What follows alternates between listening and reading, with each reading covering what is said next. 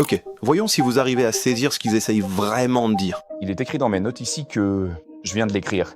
Ça dit « Bon nombre de vos choix vestimentaires récents ont été influencés par le satin ». C'est vrai? Relis ça. Ça dit « Bon nombre de vos choix vestimentaires récents ont été influencés par le Satan Dites-moi, comment est-ce que ça s'écrit le mot Satan ». S-A-T-A-N. UG? Ah, Qu'est-ce que vous aimez tant dans le satin? Cette industrie est complètement dingue. Et je vais tous vous choquer quand je vous prouverai que Lucifer dirige tout ça. Mais d'abord, posons-nous la question. Pourquoi est-il là, en premier lieu? Je vais en faire sourciller plus d'un quand je vous montrerai ça, mais il y a 3 raisons pour lesquelles ce bel ange est devenu déchu et a donc été chassé du paradis. Première raison, l'orgueil. Quelle est la lettre centrale d'orgueil? C'est le I. Quelle est la lettre centrale de péché? C'est le I. Quelle est la lettre centrale de Lucifer? C'est le I. Vous voyez, Lucifer voulait que le monde entier tourne autour de lui. Moi, je. C'est tout ce qui comptait dans son monde. Mais il y a un très gros problème ici.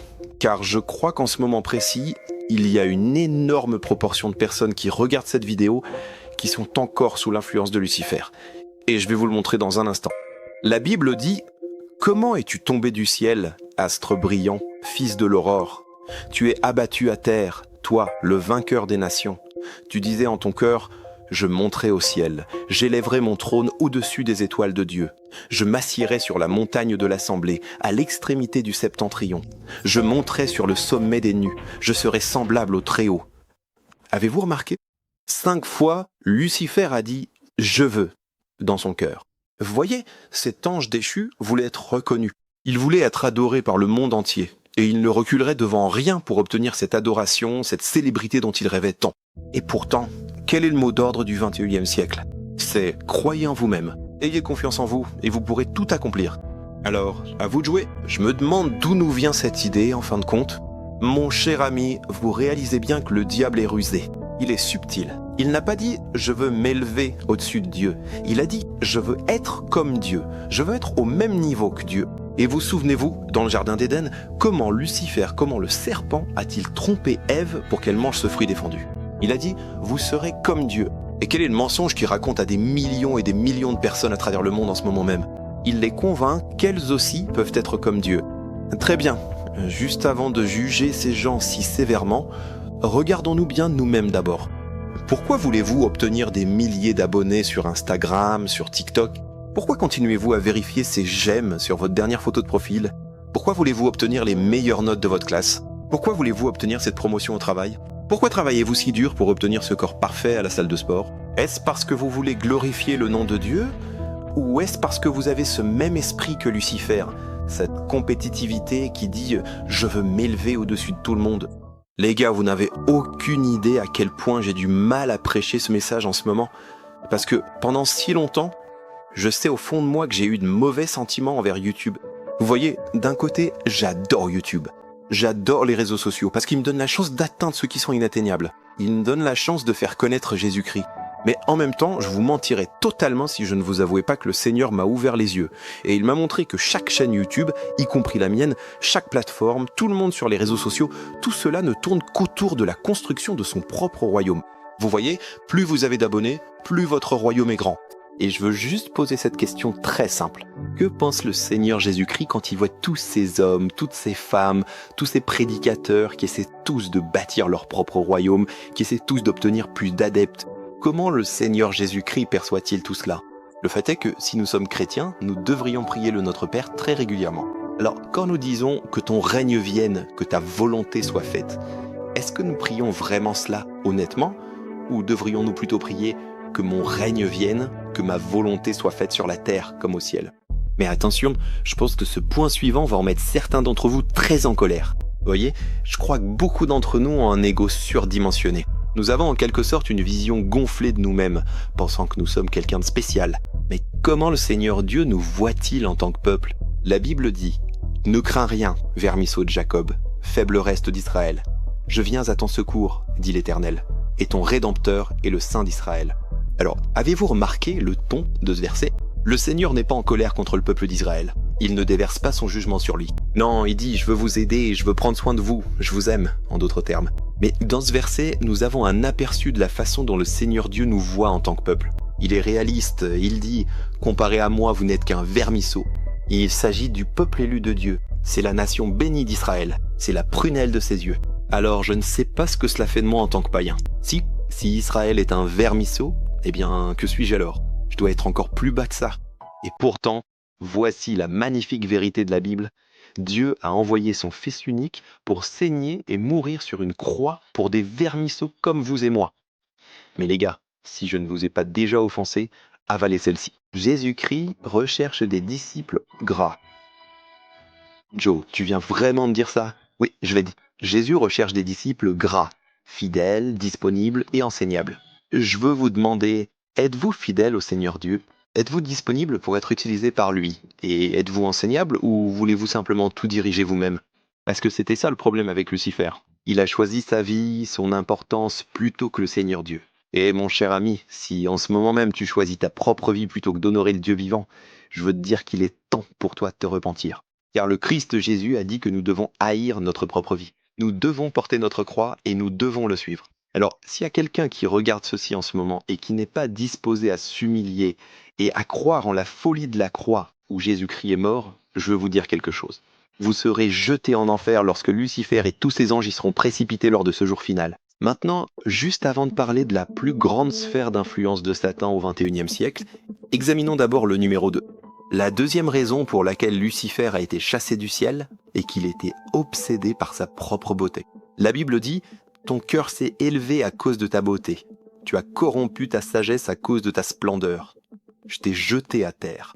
Je t'ai livré en spectacle devant les rois, afin qu'ils te contemplent. » Mon cher ami, ce que vous devez savoir sur Lucifer, c'est que Dieu l'a créé comme le plus beau de tous ses êtres. Il était le plus glorieux de tous. Mais le problème, c'est que cette beauté est montée à la tête de Lucifer, et il s'est très souvent attardé sur sa propre apparence.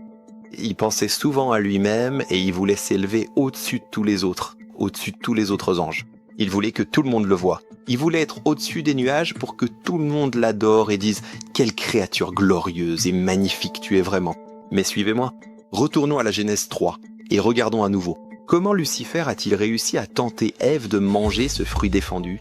Il est écrit dans les Écritures qu'elle a vu le fruit et qu'il était agréable à regarder. Vous voyez, Satan a fait miroiter quelque chose de très beau devant les yeux d'Ève pour la pousser haut. Et les amis, comment Satan trompe-t-il les gens aujourd'hui? Comment Lucifer trompe-t-il des millions et des millions de personnes? Il fait miroiter de belles choses devant leurs yeux, des lumières éclatantes, et ils se laissent entraîner par leur propre passion, et ils sont conduits au péché. D'accord, maintenant, je veux pas que quelqu'un me comprenne mal ici.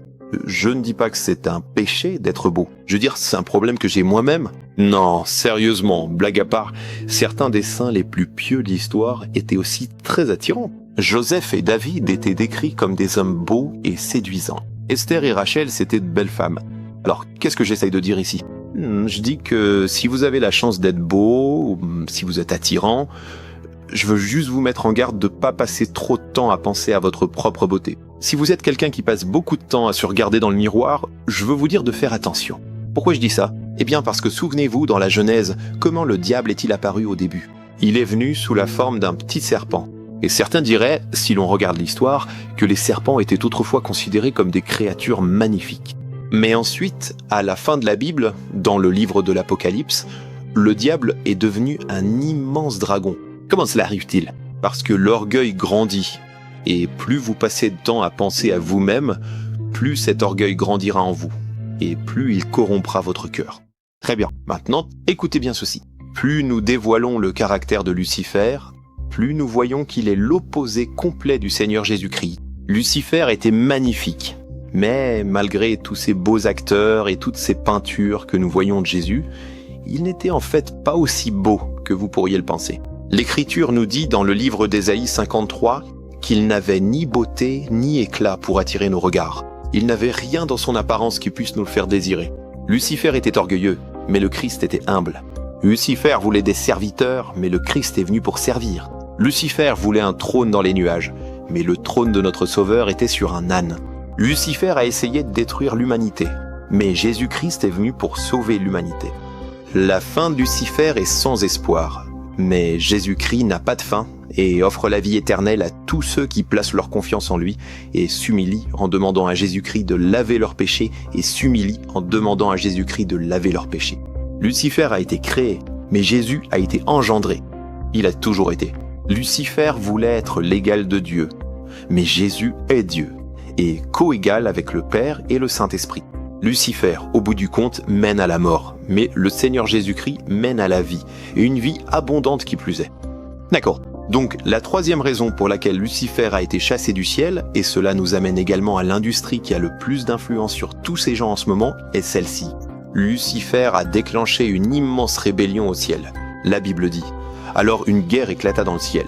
Michel et ses anges combattirent contre le dragon, et le dragon et ses anges ripostèrent. Mais il ne fut pas assez fort, et ils perdirent leur place dans le ciel. Voyez, d'une manière ou d'une autre, Lucifer a réussi à rassembler une armée massive et importante pour combattre Michel et ses archanges. Et certains croyants pensent même que le diable a réussi à tromper un tiers de tous les anges du ciel. Alors, comment se fait-il que Lucifer ait eu autant d'influence au ciel ? Eh bien, je crois que la réponse réside dans ce verset, où nous allons découvrir quel était le rôle de Lucifer au ciel. La Bible dit « Tes tambourins et tes flûtes étaient à ton service, préparés pour le jour où tu fus créé. » Maintenant, je pourrais totalement me tromper à ce sujet, mais ce verset semble suggérer que le travail de Lucifer au ciel consistait à jouer des instruments de musique. Cela semble très fortement dépeindre l'image que Lucifer était un musicien. Alors, se pourrait-il que la raison pour laquelle Lucifer avait tant de pouvoir, tant d'influence au ciel, soit parce qu'il dirigeait des chœurs et des chœurs d'anges dans l'adoration, et que c'est pour cela que tous ces anges l'admiraient ? Alors encore une fois, permettez-moi de vous mettre sur la sellette maintenant. Aujourd'hui, parmi toutes les personnes sur Terre, qui selon vous détient le plus d'influence ? Je pense pas nécessairement que ce soit les stars du sport. Je crois pas que ce soit les politiciens. Je crois certainement pas que ce soit les prédicateurs. Je pense que les personnes qui détiennent le plus de pouvoir dans ce monde, je pense que les personnes qui ont le plus d'influence dans notre monde en ce moment, ce sont les musiciens. Et cela nous amène, vous et moi, à notre dernière question. Quelle est la sphère d'influence ? Quelle est l'industrie sur laquelle Lucifer exerce un contrôle à l'heure actuelle dans le monde ? Eh bien, je crois que celui qui jouait de la musique au paradis joue aussi de la musique ici sur Terre. Je veux dire, y avez-vous déjà réfléchi auparavant ? Pourquoi Lil Nas X, dès qu'il chante à propos de Satan et de choses sombres, voit-il ses chansons atteindre directement la première place ? Pourquoi est-ce que Lady Gaga, Travis Scott, Doja Cat, Sam Smith, Lil Uzi, tous autant qu'ils sont, vendent beaucoup de disques en étant sombres et maléfiques ? Se pourrait-il que Lucifer lui-même contrôle toujours l'industrie musicale et qu'il veuille propager son message dans le monde entier, étouffer et tenter d'obscurcir la lumière du monde, essayer de faire rire tout le monde et d'ignorer le Seigneur Jésus-Christ, en considérant le christianisme comme une vaste blague que tout le monde peut prendre pour un grand jeu stupide ? Maintenant, il y a une autre chose sur laquelle je veux attirer votre attention, et c'est celle-ci. Si Satan dirige ce monde, et s'il dirige l'industrie musicale, eh bien la conclusion logique est la suivante. Satan doit se trouver quelque part ici, sur Terre. Eh bien, pour ma part, je devais absolument aller au fond des choses, alors j'ai passé des heures et des heures à faire des recherches, j'ai réalisé une vidéo entière, et ma conclusion était insensée. Si vous voulez savoir où se trouve le trône de Satan, vous devez vraiment cliquer ici tout de suite.